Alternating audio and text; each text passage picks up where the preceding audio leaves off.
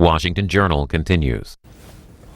Retired Major John Newman is a professor at the University of Maryland in the Honors Program. He's here to talk to us about JFK and Vietnam, and more broadly the issue of Afghanistan and President Obama. A couple of weeks ago, David Obey of Wisconsin was quoted by the New York Times in talking about these parallels between Afghanistan and Vietnam. He was quoted as saying, "I came here," meaning the U.S. House, in 1969, "and I determined that I would give Nixon a year to see what he could do because he had inherited the war. So I bit my tongue for a year," he said, recounting how he reminded the current president of the mistakes of that earlier war. "I said the same thing with Obama." From your book on JFK and Vietnam, what were the lessons that President Obama should take from JFK's early experience in getting the U.S. into Vietnam? You hear sometimes a criticism of comparing Afghanistan to Vietnam. You hear people say, this is not Vietnam. That's true in certain ways, but in many more ways, it is just like Vietnam and becoming more like Vietnam. The biggest problems we had early on were a failed government, a corrupt central government. We had an army in South Vietnam that we could not build large enough to contain the insurgency. This is occurring in Afghanistan now. One of Obama's goals, for example, is to increase the Afghan army from about 95,000 to about 143,000 by the end of this year. If that doesn't happen, that will be a terrible failure. But we could not get them from 150 to 170,000 in 1962 in Vietnam. An army that would not fight. We have the same problem. Our trainers in Afghanistan are reporting that a lot of the Afghan troops are not good fighters, are not willing to fight. The terrain is very similar. We have here high mountainous terrain. We had jungles. This is not like Iraq. It's not like Normandy, the plains of Normandy. So there are a lot of similarities, but the biggest similarity and the biggest lesson is counterinsurgency. This is not a set-piece battle here. We are facing insurgents who weren't fighting very well at first in 2002 and 3, but they developed a strategy eventually that works. And when you don't have enough troops to contain an insurgency, it's a runaway insurgency. And we are fast approaching that at this time. You're a Vietnam vet? Yes. No, not Vietnam. Actually, I was in the jungles of Thailand at the time the war ended. On the counterinsurgency issue, so what's the parallel there with Vietnam? What did we do right or wrong in Vietnam in terms of the Viet Cong? What an insurgency means is you need a 10-to-1 force ratio to contain the insurgency. So let's just say there are 10,000 Taliban. Now, where does that figure come from? Many years of military doctrine. Some people think it's larger. Half of the number must be there to protect supply lines in cities and things like that. The other half of the force is available for offense. You never go 1-to-1 in offense. You go 5-to-1, 6-to-1, so you don't sustain casualties.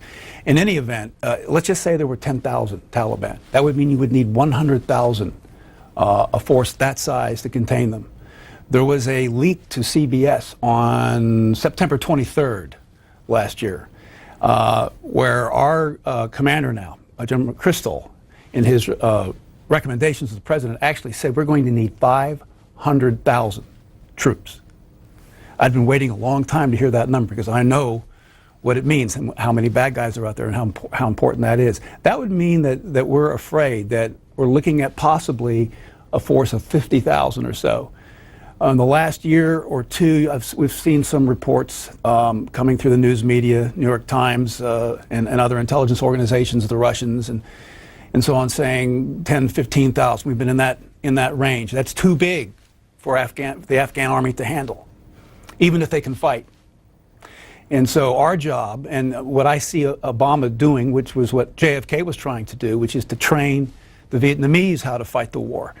And that's our objective. And this surge isn't to take over the war. The surge, it appears to me, to be the beginning of a withdrawal, which, as you know, has been stated 18 months to begin after this surge has been put in place, to give Karzai and his regime enough time to stand up an army that can fight and defend itself. We'll see. We have our phone numbers up on the screen, and we'll get to calls momentarily for John Newman and the parallels between JFK and Vietnam and President Obama and Afghanistan. You laid out a number of issues which have to be practical issues which have to be dealt with, but the fact of the matter is that you bring up Afghanistan, you bring up Vietnam, and it becomes a political issue as well. Tell us how you view this as a political issue, how the president can talk about this with Congress without it being so politicized. Well, that's a very tough thing to do in a war scenario. The lesson that we need to learn, I think, from John Kennedy's experience in Vietnam is this. He was withdrawing at the time he died. That was the thesis of this book. It's no longer a thesis. We have the declassified documents. But he didn't tell the truth to the American people. Why? For political reasons. He wanted to get reelected in 1964. He was afraid of the right wing. He was a squeaker of an election in 1960 as it was. So he had actually begun. He gave the order to begin the withdrawal in 1963. And these would have been the trainers that you talked to, mainly correct. He had trainers. 16,000 advisors, not combat troops. But my point is, and Obama should not repeat that experience. He's clearly going to do the best that we can in a given amount of time. But when we face the prospect, if this is what happens in the next year or two, that it's not going to work, we leave, and irrespective of what happens in an election, you tell the American people straight up what's going on. Let's hear from viewers. Los Angeles first up. Louise, good morning on our Republican line for John Newman. Yes, I'd like to say Philip Giraldi wrote a good article mentioning the Afghanistan war. Because, and first of all, I want to go back to the 9/11 attack, and that's why we're there. 9/11 happened because of our support for Israel, and conveyed on page 147 on the 9/11 Commission report, if you read that. And it shows what motivated the 9/11 hijackers. And there's a video about it, too, you could see on Neocon Zionist. Okay, Louise, forward this to your question on Afghanistan for John Newman. Go ahead. Next up is Becca in Forestville, Maryland, on our Democrats line. Go ahead. I'm a Democrat, and I believe that this war is similar to Vietnam. I agree with Mr. Newman to a point. I think that they should really take these soldiers out because they're only killing our soldiers pointlessly. And just suspend any kind of movements to the United States from the Afghanistan people. Make sure they can't come to the United States. Simple as that. Thank you. To the previous caller, the significance of 9/11 is actually important in this sense. Unlike Vietnam, we're fighting a war now against somebody who attacked us. That is the difference between Vietnam and what's going on. Now, it's true that the al-Qaeda folks are no longer there, or very few of them, but they're across the border in Pakistan. And if you look very closely at Obama's campaign speeches, and you look very closely at the address to West Point just a few weeks ago, he's made it really clear from the beginning that this is not just about Afghanistan. This is also about Pakistan. And he couldn't have said any better than during the campaign. He said, if Musharraf doesn't do anything and we have actual intelligence, we'll do it. But does that sort of statement, again, in the context of Vietnam, does that have echoes of the so-called domino theory? Well, there's the difference here is that this is another country where the enemy's actually retreated to. It's not just a sanctuary. That's where they are now. They're not going to come out into Afghanistan where we can get them, and that's part of the problem here. That's the difference. But yes, you have cross-border sanctuaries in Cambodia and in Laos, and we have them here in Pakistan and perhaps even in the north in Uzbekistan and Tajikistan. Key Largo is next up. Florida Gus, good morning. Independent caller, hi. Good day. You're talking in regards to Kennedy's involvement with Vietnam, but Kennedy inherited that from Eisenhower and Nixon. And now Obama's inherited from Bush and Cheney. I mean, what's the parallel there? Well, it is a parallel. First of all, John Kennedy refused to put in combat troops, even though Eisenhower told him to do so during the transition period. And that became the defining aspect of Kennedy's Vietnam policy, not to do that, to train the South Vietnamese to fight the war. Now, Obama inherits a war that's already in combat mode as opposed to just advisors. And so the parallel there isn't with Kennedy, the parallel is with Nixon, who inherited the war from Johnson. And the presumption was, going into 1969, whether a Democrat or Republican won that election, we were coming out of Vietnam. But Nixon took 4 years to do it. Another 20,000 soldiers, American soldiers, died during the withdrawal. So I would say the lesson there is, look, when it's time to come home, don't take 4 or 5 years to do it and lose another 5, 10, 15,000 soldiers. Here's Tony from Lapeer, Michigan, on our Republican line. Go ahead. Yeah, that's Lapeer, Michigan. You compare Vietnam. I was around that time, too. I'm not an idiot, just some young kid just listening to you. You compare it to, like, what happened in 9/11. Vietnam, we didn't get bombed in the United States from the North Vietnamese, did we? And another thing, we didn't have majority of the flower childs out there painting their faces and protesting and everything else. There's a lot of difference between that and now. Now, if you got the most majority of people of the United States who are backing up in 9/11 to go over there and plus you don't have you can bomb anywhere in Afghanistan. You couldn't do that, and you couldn't go to North Korea and bomb. North Vietnam. You couldn't bomb them at the time in the beginning of the war. It was not until later. Thank you, Tony. Yeah, the caller has a good point, and that's why I think of all the factors of similarities or differences between Vietnam and Afghanistan, the fact that those were the people who attacked us gave us a moral right, whether you agree with war or not, to go after those people. But that didn't last very long. The moment we attacked Iraq, which did not attack us, it took our eye off the ball, took our resources away, and really undercut our standing in the world, whether we're talking about Muslim countries or other countries. So what should have been finished, the job that should have been finished in 2005, 2006 in Afghanistan was not. And then it came back again. I have a comment from James, Twitter.com, writes, it's looking more and more like a war to deny safe havens to terrorists is futile. What other interests are we fighting for? Well, what I know of President Obama's statements about this is that the greatest threat, this is the president speaking, to our security is in those sanctuaries in western Pakistan. And that's what I think we're going to see in the next year or two. We're not talking about Pakistan very much right now in the media, but if the president's true to his word, that's going to be news.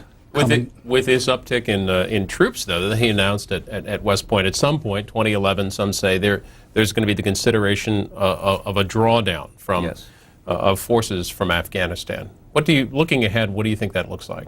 Well, there's been some debate within the administration about the timetable. Obama specifically mentioned 18 months. In other words, after the surge is in place, 18 months downstream, we begin bringing the troops out.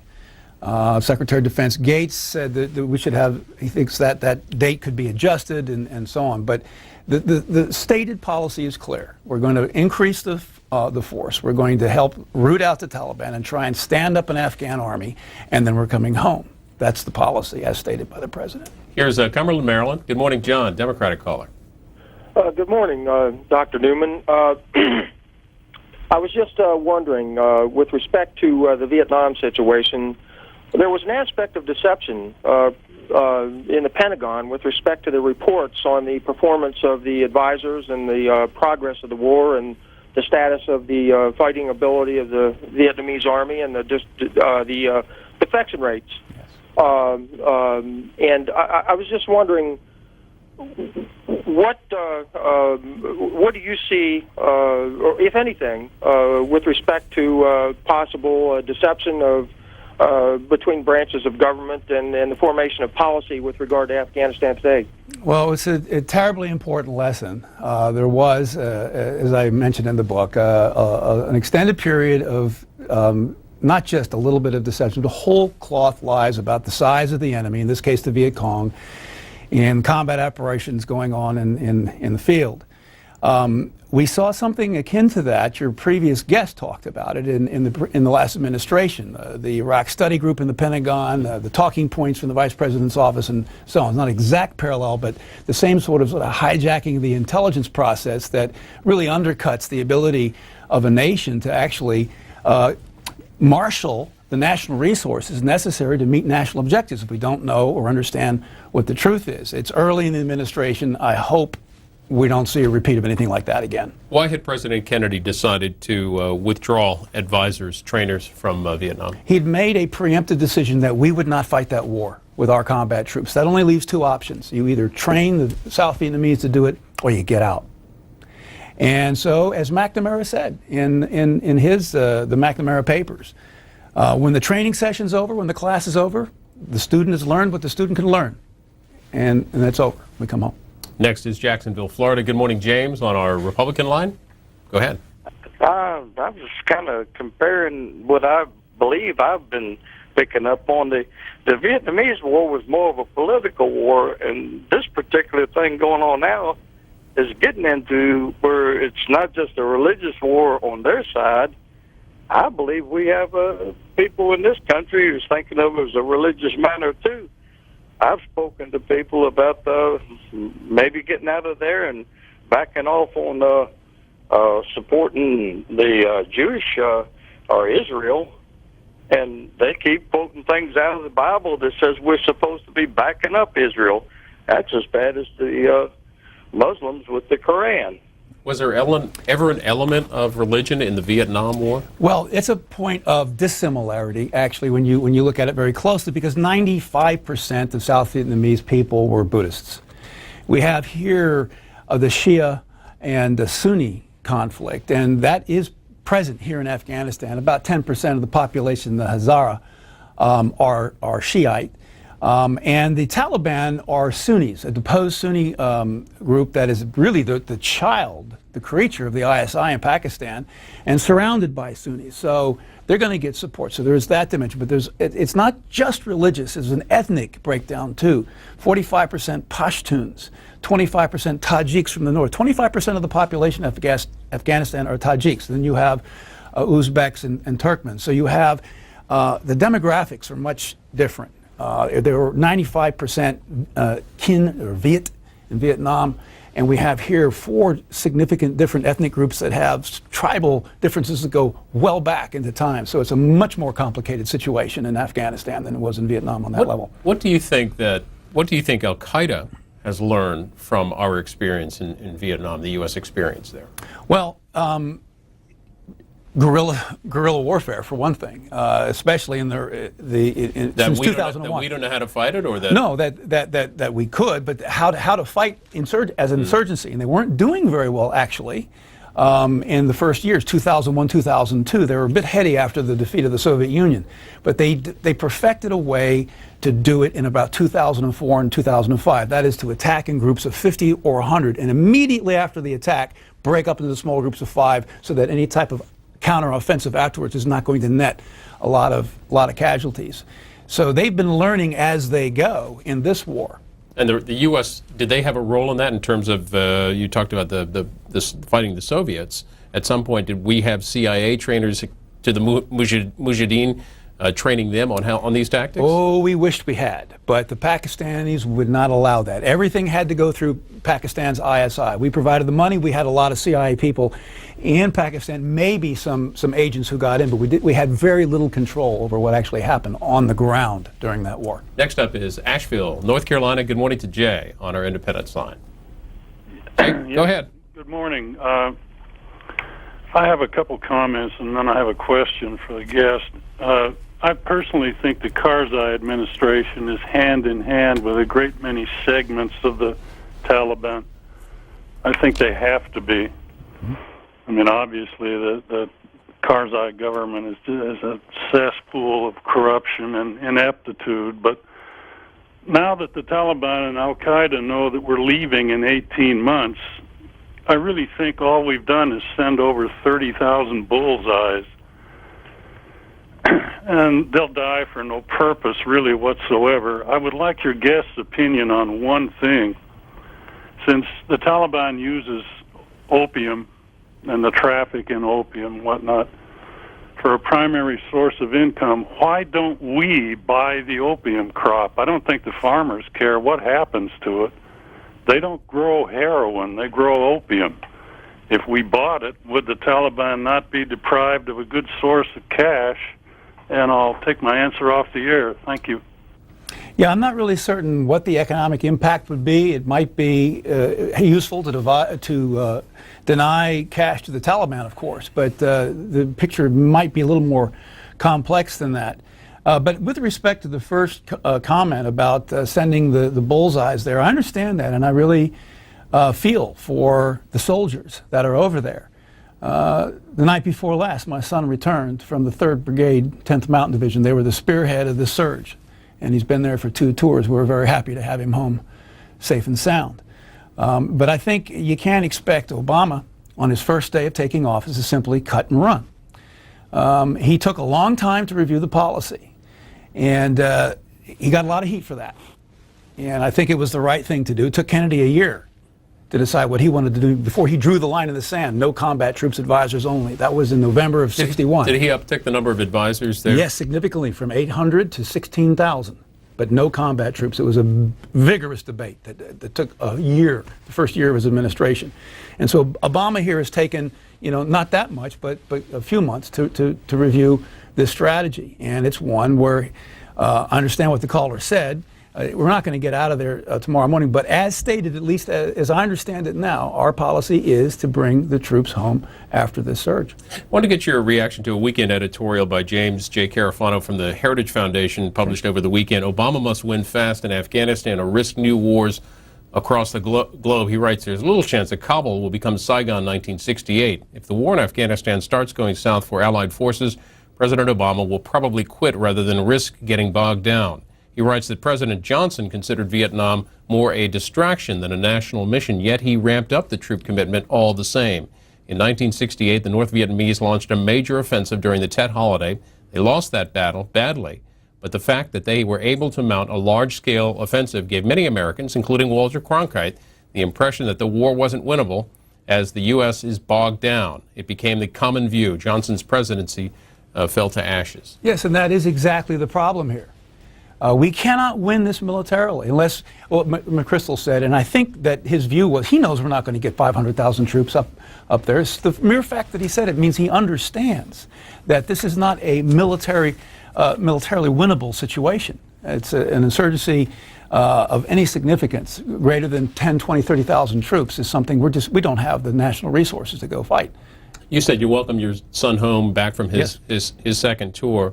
With your opinion and your views on that, how hard is it to hear his take on Afghanistan? He certainly must retain a fair amount of optimism on things. Yeah, well, it's very interesting you asked that question. He and his colleagues in the 3rd Brigade of the 10th Mountain Division really have the toughest time for them is to be very careful in the use of military force. They're very aware of the local population, and the Taliban are always hiding.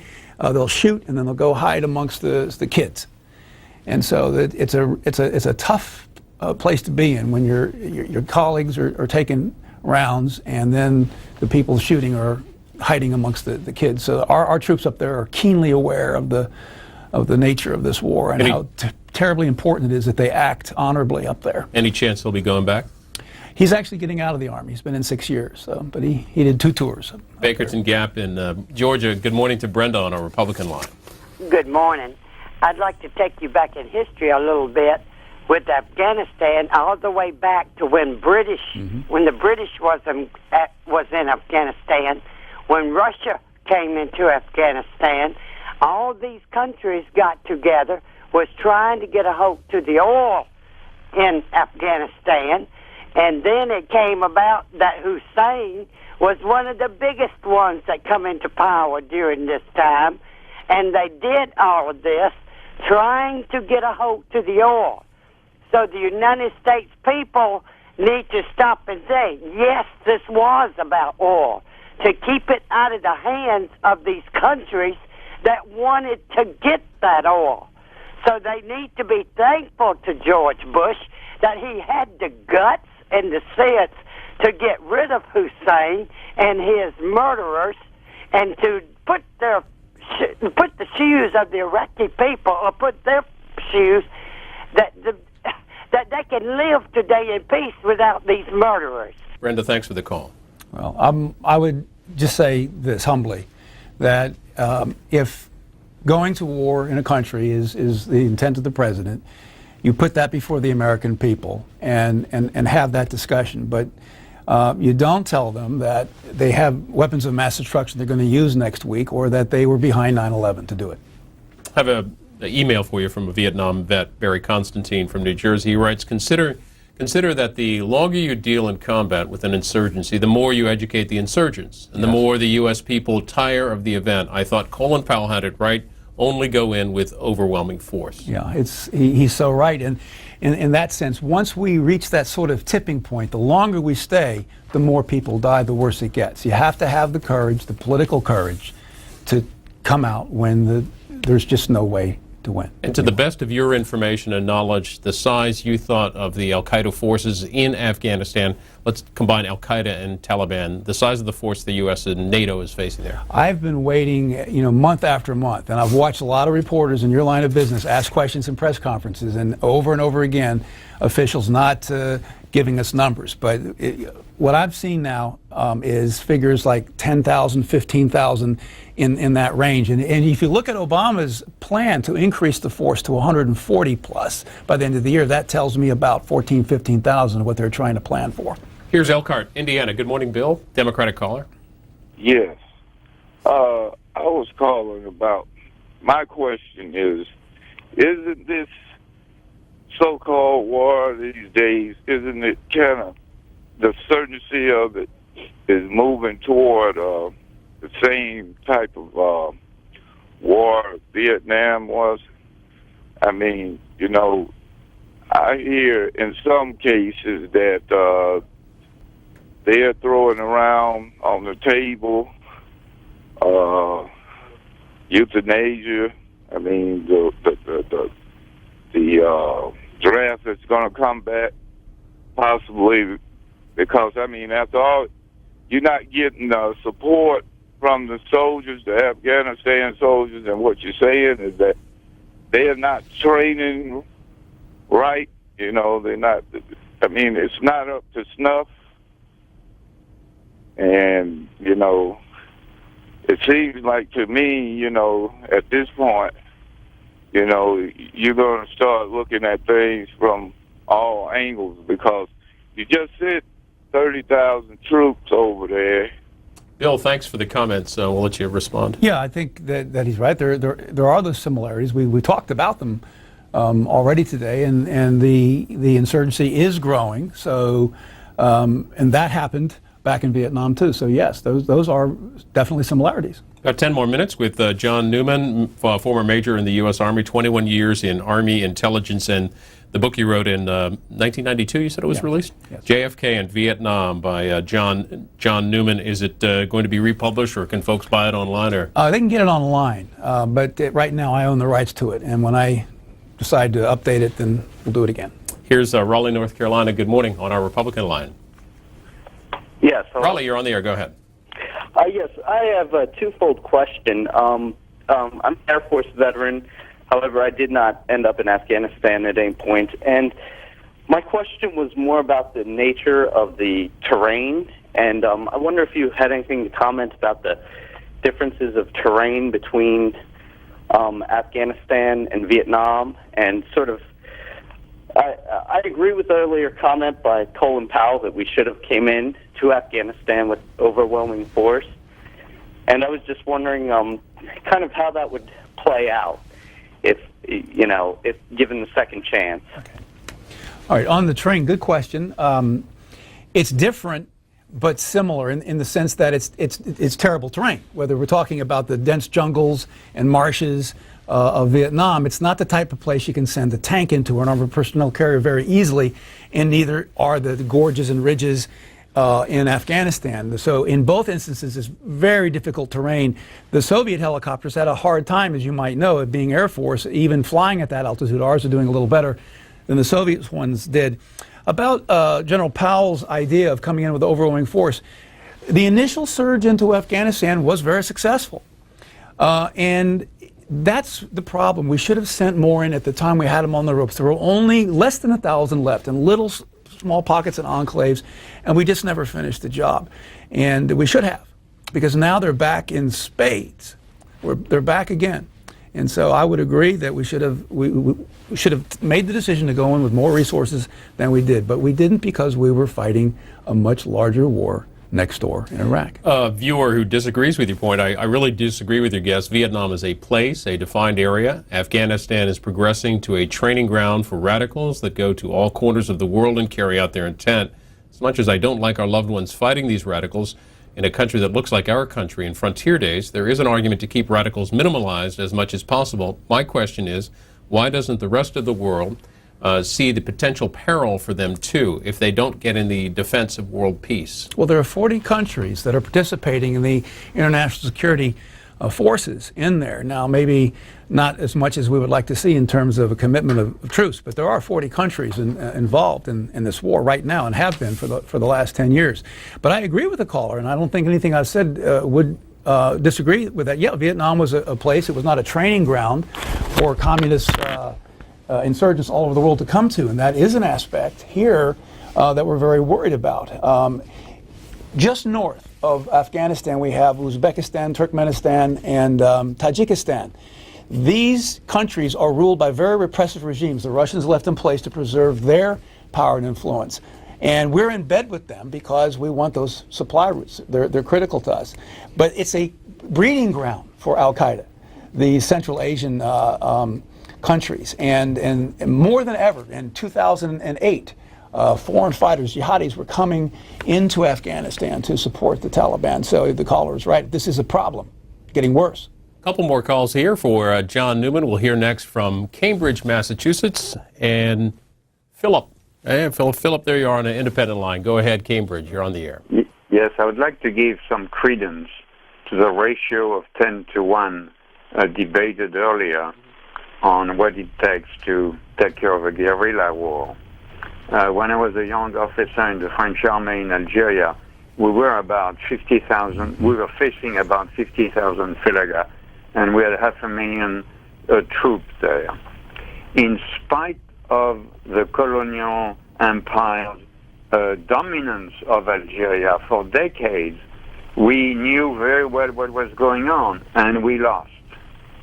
So as a U.S. citizen now, I'm extremely concerned that we are not putting enough power behind the war, and the answer, the possible outcome is total failure. Thank you. Thanks for that comment. Yeah, the point I made at the beginning of the show. That's the number I watch for every day. How many bad guys are there out there? And there comes a point when you know that the Afghan army cannot grow to the point to defend themselves. It's pointless to stay. Most of the senior command of the military, General Petraeus and McChrystal, Odierno, are they all pretty much Vietnam veterans? I do not know. I would assume so. Is there, outside of some of the things you've talked already, are there specific sort of individual command decisions that were made in Vietnam that commanders in Afghanistan should take away to do differently than we did in Vietnam? You know, I'm not so sure about that. I disagree with some of the things that General Westmoreland did in terms of reporting intelligence to the president and the public. But I think that in one sense I agree with him, that a lot of the decisions were made by the political leaders. And in particular in Vietnam was to go in with combat troops because we thought the Sino-Soviet conflict was such that China would not cooperate and give their rail lines to the Soviet Union, and that didn't turn out to be true. So we ended up in a stalemate. We could not win, and we didn't want to withdraw. And so that was a political decision made by the national leadership, and Obama needs to, and I think he is, trying to avoid getting into such a similar stalemate in Afghanistan. Got one more call for you. Lowell, Massachusetts. Danielle, go ahead on our Democrats line. Hi. I just wanted to add some thoughts to the mix, which is that, well, from my own experience, I opposed the war in Vietnam and probably attended almost every demonstration in New York City at the time. But after that, I traveled overland to India on a spiritual journey and spent some time in Afghanistan when women were still doctors and teachers. It was the tail end of 40 years of peace there. And you know, one of the elements that you're not seem not to be aware of is that the Taliban only has a 4 to 5% approval rating in Afghanistan. They saw what was happening there. I followed events there since then. You know, in the 80s, we should not have left, and we left in a terrible situation. And so we cannot repeat it again, because if we do, there'll be a lot of death in Afghanistan. And so the way that Obama is doing this is very different than Bush, who left the situation in benign neglect, similar to what his father did. And people are our people. We're trying to get in more civilians, more agriculture, and I think it's been totally exaggerated about the government there. While Karzai had to survive while he was being neglected, he is a Pashtun, and however, he's a peaceful one with the history of his family, 300 years of his father was a parliamentarian. His family, he is not. There's been he himself is not pocketing money or whatever. Danielle, we're going to let it go there and let John Newman reply. Thank you for your call. Yeah, I know we're short on time. It is crucial. In fact, my son talked to me about it all the time, how important it is, and the soldiers know that, to treat the local population well and to do as much as they can. A lot of their medics were treating kids from the villages that were getting hurt by these mortars coming in from the Taliban, who couldn't shoot them very well. But yeah, and we are expanding considerably the civilian effort. How's that parallel with Vietnam, the civilian State Department effort? Well, it wasn't so good at first, and it got a little better later on. But yeah, we suffered in the early years of the war for not having paid attention to that. John Newman, professor at the University of Maryland, teaches courses in Soviet, Chinese, and East Asian history and politics. This is the book, JFK and Vietnam, Deception, Intrigue, and the Struggle for Power. And folks can try to track it down online, I guess, huh? Yep. Thanks for being with us this morning. We appreciate pleasure. it. That'll about do it for Washington Journal this morning. We'll be back tomorrow morning, same time, 7 a.m. Eastern, for your calls and comments. We hope you have a great day. See you then.